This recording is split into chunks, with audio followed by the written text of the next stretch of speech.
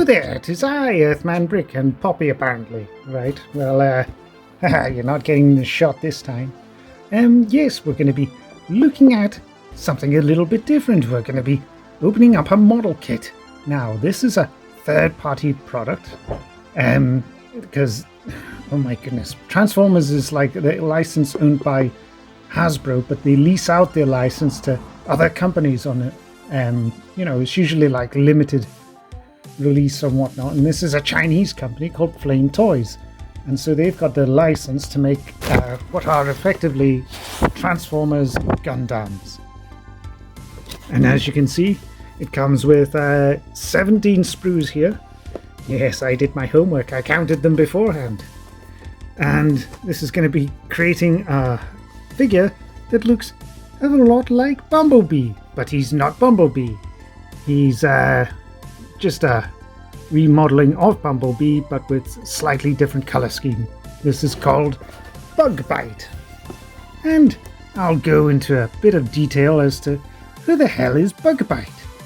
Well, it's a bit of an odd one, this, because he was originally a GoBot.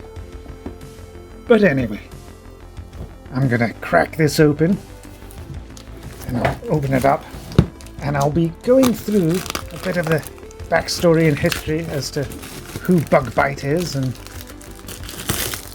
how he came to be. Because he was originally yellow, the same color as Bumblebee. But as you can see, this one here is very much not yellow. Okay, let's open this box. It's actually really nice artwork on the box there. So we get, I don't know why it's cellophane wrapped, I suppose, and cellophane wrapped everything. So you get stickers, Bug Bite stickers. I don't know what that is. I suppose I'll open it and find out. So, come on. Well, at least Poppy's not in the shot. Ah, these must be transfers or decals. Okay. Small difference between a decal and a sticker. Stickers are just a block color, whereas a decal has transparency on it.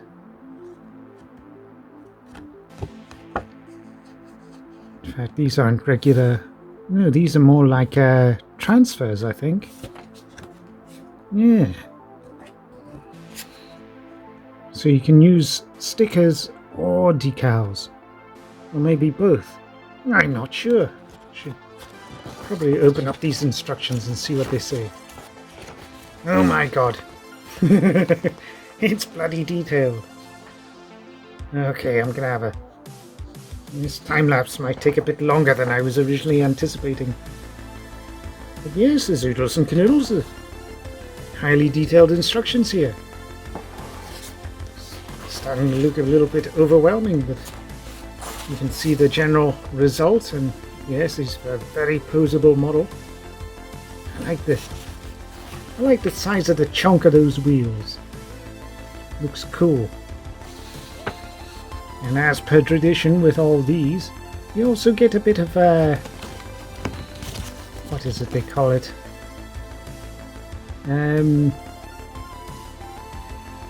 It's like when they put the crotch a bit too far forward to make it more anime style. Crotch thrust? I don't know. Maybe you guys know the term, and if so, put it in the comments below. Yes, everything's all in the plastic baggies. Very nicely wrapped. As you can see, that's it all there. And yes, this is going to be a great wellspring of sprues. A lot of good sprue frames here. Yeah. Propellers. Seems a bit weird having a jetpack with propellers. It's kind of a bit overkill, but yeah. I don't mind. Anyway, that's enough of that. On to the building. Our history. I don't know. I don't know what order I'm putting these things in. I'll figure it out as I do the editing. Bye for now.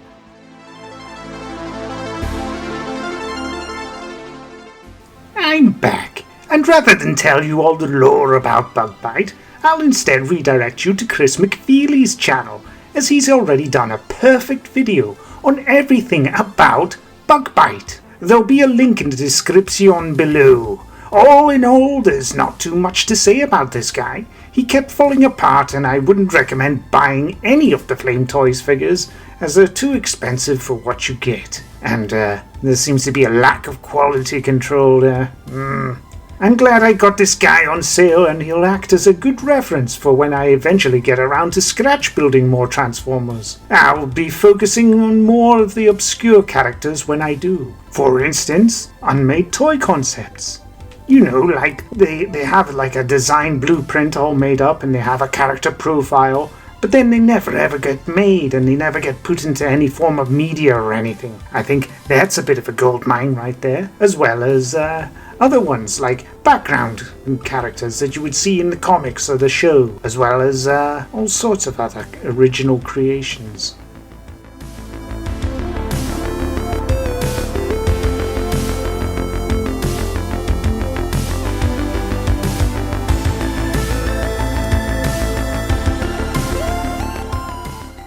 Yeah, hello there. So here we have him.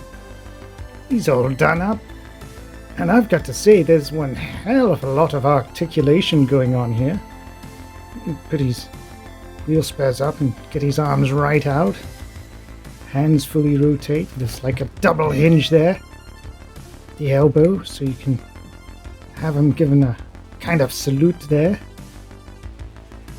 Yes, I'm just going to ignore you, Poppy. Double hinge at the... Oh dear, that wasn't meant to happen. Stick back together. Yes, there's a double hinge there. Why does that come apart? Yes, Poppy. Poor little girl. Am I neglecting you? Oh. Too busy playing with toys and not my cat. Okay. There you go. You can sit in my lap. No? No, you don't play with the camera. Right. You're not gonna... honestly, just settle somewhere. Pick a place and chill. Okay? Grr. Yes. Anyway, more about the toy. So yes, a double hinge there at the knee. And this has been quite a learning experience as to how all these joints and ball sockets and things all work. There's even like a bend at the toe there as well. So you can get all kinds of articulation and maneuvers all on the go. See if we can get him to dab. Yep. Yep. Come on, Pops. Yep. There we go. She's on my lap. She should be chill now. Famous last words. Whole 360 in the head there. Even pivoted right up and right down. And yes, you can even get him to stand on one foot if you... I don't know why this bit's coming off.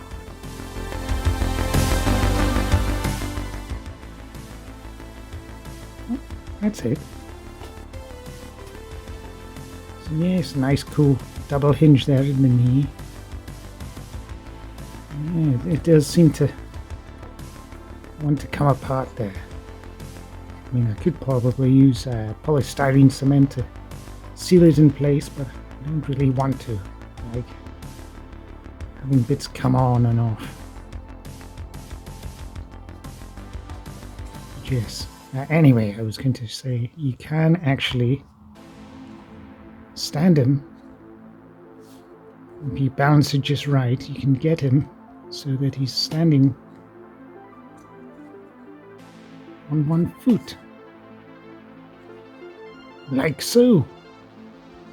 But yeah, if I was to pay full price for this, I would be woefully disappointed. Because it does, trying to push these parts together and things, it can feel like some of the bits are a bit too flimsy, as it were.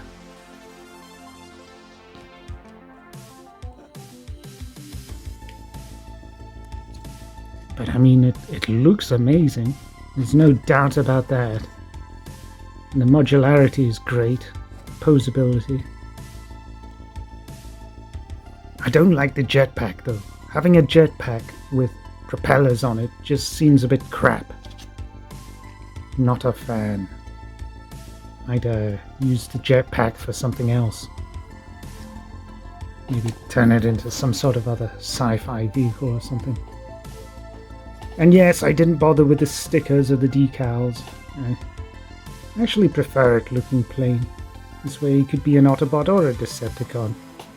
Or something else entirely. Gives you options. And yes. I love the double hinge at the elbow there. It's really cool. You don't see that often. Or maybe you do. Maybe this is the standard for Gundams. I don't know. I've never played with a Gundam. I hope they're cheaper than this guy anyway. This guy's hell of expensive. But anyway, I should go. Thanks again for watching. Take care. And yeah, let me know down below if you're interested in seeing any particular bots. Me trying to scratch build at some point, because I do want to get back into that. Anyway, bye for now.